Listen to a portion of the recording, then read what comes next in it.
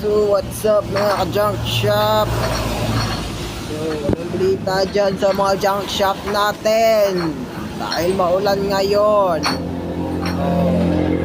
Dito tayo ngayon sa junk shop sa Noveleta, Cavite, San Rafael 4, sa Long Beach. Ayan pa, nagkakamada pa yan ng bote. Ayan, kita nyo, nagkakamada ng bote. Ayan, marami nang ano dito ng mga sibak. Tapos yung bakal, kaka-pick up lang at saka yero. So, sa gusto magbenta ng mga kalakal dyan, sa may around Cavite lang po, dito sa may junk shop sa Noveleta, San Rafael 4, DJ's Junk Shop lang po hanapin nyo. So, maraming salamat po.